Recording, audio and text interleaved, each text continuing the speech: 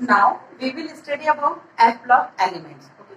In this year, from your syllabus, actinides is omitted, and for lanthanides, some small portion is remains left. Okay. मतलब उस पे सिर्फ introductory आपको पढ़ना है. So F block elements.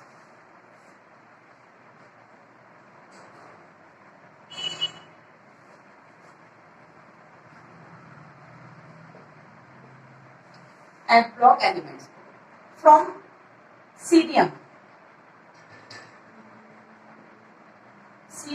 to lutetium. Okay. Atomic number 71 and here 58. From 58 to 71, they are considered as lanthanoids. Okay. Why they called lanthanoids? Because they come after the lanthanum.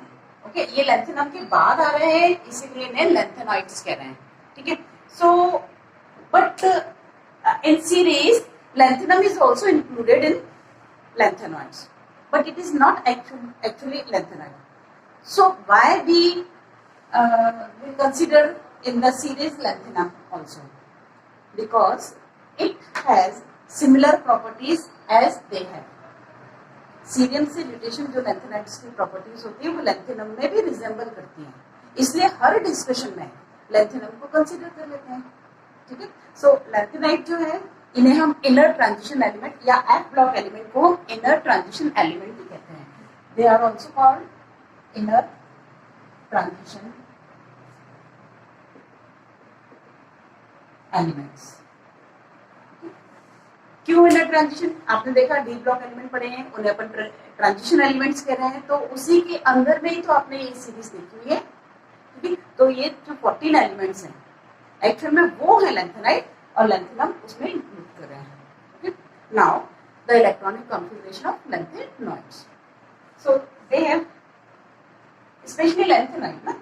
So 4F 1 to 14, 5D 0 to 1 and 6S2. Actually इनके S में कोई disturbance नहीं आएगा, but यहां पर आप देखेंगे इनके कॉन्फ़िगरेशन में कई जगह आपको डिफरेंट इलेक्ट्रॉनिक कॉन्फ़िगरेशन मिलेगा या थोड़ा बहुत वेरिएशन मिलेगा. तो इसका रीजन क्या है? इसका रीजन सिंपल सा है. जैसे जैसे हम हायर एनर्जी लेवल पे पहुंचते हैं तो सबशेल और ऑर्बिटल्स के बीच में, मतलब जो ऑर्बिटल्स होते हैं या सबशेल्स होती हैं, उनके बीच में एनर्जी डिफरेंस बहुत कम हो जाता है. ठीक है. तो कम एनर्जी डिफरेंस होने की वजह से इनका इलेक्ट्रॉनिक कॉन्फ़िगरेशन अनसर्टेन होता जाता है. मींस इलेक्ट्रॉन आपस में ही एक्सचेंज करते रहते हैं पोजीशन. ठीक है. इसलिए आपको कहीं कहीं वेरिएशन मिलेगा इलेक्ट्रॉनिक कॉन्फ़िगरेशन में, बट आपको फॉलो करना है एनसीईआरटी. ठीक है. तो एनसीईआरटी में जो कॉन्फ़िगरेशन दिया है आप वही स्टडी करेंगे और उसे लर्न करेंगे. तो इनके कॉन्फ़िगरेशन इस तरह से है. ठीक है. फिर अब आप देखेंगे ये ऑर्बिटल फिल हो रहा है ना. एफ सबशेल की फिलिंग की वजह से हम इन्हें एफ ब्लॉक एलिमेंट कह तो रहे हैं, बट ये इनर ट्रांजिशन इसलिए है क्योंकि ट्रांजिशन एलिमेंट में सिर्फ 2 शेल वैलेंसी के लिए रिस्पॉन्सिबल होती है या बॉन्ड बनाने में इन्वॉल्व होती हैं, बट इसमें 3 शेल इन्वॉल्व होती हैं. अल्टीमेट, पेनल्टीमेट और एंटी पेनल्टीमेट, ये तीनों सेल्स इन्वॉल्व होती है. वैलेंस इलेक्ट्रॉन तीनों में है. ठीक है. So all this about the electronic configuration. Clear? और ये जो लैंथेनाइड्स हैं ये आपस में बहुत ज्यादा रिजेंबल करते हैं, इनकी प्रॉपर्टीज बहुत ज्यादा रिजेंबल करती हैं. मींस इतने ज्यादा क्लोजली रिजेंबल होते हैं ये कि इतनी रिजेंबलेंस हमें किसी भी ट्रांजिशन सीरीज में नहीं मिलेगी. आप 3D में देखोगे, 4D में देखोगे, इतने उनमें इतना वो सिमिलरिटीज नहीं मिलती है जितना कि इनके सारे मेंबर्स में मिलती है. तो डेफिनेटली इनके सारे कंपाउंड बनाने का तरीका भी सब कुछ रहेगा. केमिकल रिएक्टिविटी आपके सिलेबस में सब नहीं है. ओके. वो आपके सिलेबस में से डिलीट हो गई फॉर द सेशन 2021 इसमें. ठीक है. लेकिन आपको ये पता होना चाहिए कि इनकी रिजेंबलेंस की वजह से इनकी केमिकल प्रॉपर्टीज सबके केमिकल बिहेवियर एक से रहेंगे. ठीक है. यदि हाइड्रोजन से रिएक्शन कर रहे हैं तो हाइड्रेट एक सेम फॉर्मूला कैरी करेंगे. ठीक है. जैसे अपन जनरली पी ब्लॉक में पढ़ते थे ना उस तरह से. नेक्स्ट है इसका ऑक्सीडेशन स्टेट. Oxidation state. इनकी कॉमन ऑक्सीडेशन स्टेट जो होती है वो +3 है। मीन्स हर एक मेंबर +3 ऑक्सीडेशन स्टेट तो रखेगा ही, मतलब ये स्टेबल है, स्टेबल ऑक्सीडेशन स्टेट है। ठीक है, तो सारे लैंथेनाइड्स +3 ऑक्सीडेशन स्टेट में कंपाउंड बनाएंगे। बट कुछ ऐसे हैं जो कि +2 और +4 में भी होते हैं। ठीक है, वो +2 और +4 भी पजेस करते हैं। तो उनका जो +2 या +4 की बात है, वो +2 +4 देखने के लिए हम उनके इलेक्ट्रॉनिक कॉन्फ़िगरेशन पे भी जा सकते हैं। ठीक है, बट जो आप 3D सीरीज में रूल पढ़ रहे थे कि क्रोमियम का या कॉपर का स्टेबिलिटी देखते थे, उनकी हाफ फील्ड या फुल फील्ड, ऐसा कंसेप्ट यहाँ नहीं है। और वैसे भी पहले बता चुके हैं यहाँ कॉन्फ़िगरेशन में अनसर्टेनिटी है। ठीक है, क्लियर हुआ ना?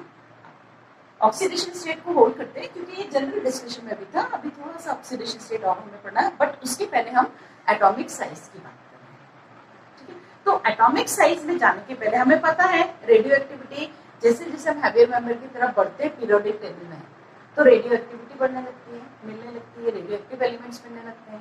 ठीक है, तो इनकी जो रिजेम्बलेंस की वजह से हम इनकी सेपरेट स्टडी तो नहीं कर पा रहे हैं। हाँ, इतना जरूर है कि इनके कंपाउंड की स्टडी करके इनकी कुछ प्रॉपर्टीज मिल सकती हैं। तो इनके कंपाउंड की यदि हम स्टडी कर रहे हैं तो हमने देखा इनके कंपाउंड +3 ऑक्सीडेशन स्टेट में मिल रहे हैं। तो एक बात निकल के है कि इनकी स्टेबल या कॉमन ऑक्सीडेशन स्टेट क्या कंसीडर करेंगे अपन? +3।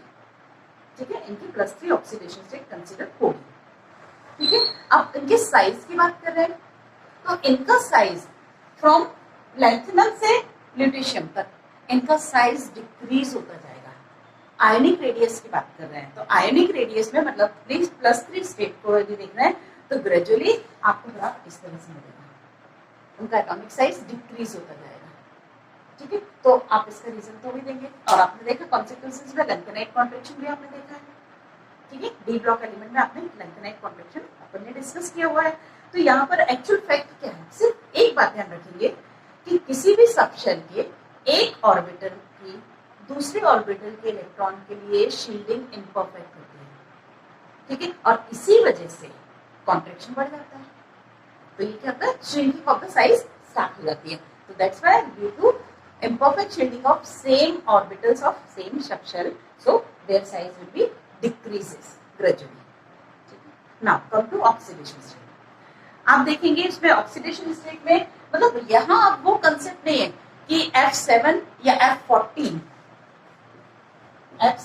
या F14 होगा तो ही स्टेबल होगा, नहीं। कुछ आपको आयन ऐसे भी मिलेंगे इन एलिमेंट्स के जो कि आप देखेंगे कुछ एलिमेंट की F7 में कॉन्फ़िगरेशन होने के बावजूद भी इस पर यदि सपोज हम रोटेशन की बात कर रहे हैं, ये +4 ऑक्सीडेशन स्टेट में है और उसका कॉन्फ़िगरेशन 7 है, तो होना ये चाहिए कि हाफ फील्ड एग्जैक्टली इसे स्टेबल होना चाहिए। तो +4 स्टेबल नहीं है, ये अपने आप कहाँ आने की कोशिश करेगा? ये revert to +3 oxidation state. How? By gaining 1 electron. तो मीन्स ये जो भी +4 में मिल रहे हैं बहुत ही कम मिलेंगे, आपको 1-2 ही मिलेंगे। ठीक है, ये मिलेगा आपको Tn+4 मिलेगा। तो ये क्या होते हैं? यहाँ आने की कोशिश करेंगे, स्टेबल कॉन्फ़िगरेशन में आने की ट्राई करेंगे। तो ये बहुत अच्छे ऑक्सीडाइजिंग एजेंट होंगे।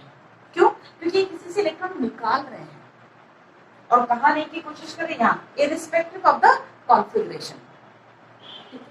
कुछ ऐसे भी मिलेंगे जो +2 में है, +2 में है। C+4 है, +4 से यहाँ आएगा, ये +2 में है, +2 से यहाँ आने की कोशिश करेगा। इट मीन्स ये लूज करेगा इलेक्ट्रॉन, तो ये बहुत अच्छे रिड्यूसिंग एजेंट होंगे। तो जो भी एलिमेंट +2 में उनका जो +2 फॉर्म मिल रहा है ना, यदि उसमें कॉन्फ़िगरेशन स्टेबल भी है उसके बावजूद भी वो +3 में जाएंगे। तो जितने भी +2 ऑक्सीडेशन स्टेट कैरिंग आयंस होते हैं या कंपाउंड्स होते हैं या एलिमेंट होते हैं, वो बहुत अच्छे रिड्यूसिंग एजेंट होते हैं because they loses 1 electron and gain +3 oxidation state. तो that's why they consider as good reducing agent और स्ट्रॉन्ग रिड्यूसिंग एजेंट। ठीक है, एंड +4 वाले क्या होंगे? बहुत अच्छे ऑक्सीडाइजिंग एजेंट होते हैं। क्लियर है? तो आपके सिलेबस में बस इतना ही था, ऑक्सीडेशन स्टेट। ठीक है, सो ऑल ये पूरा सब किसके बारे में, so all these about the F block element for this session.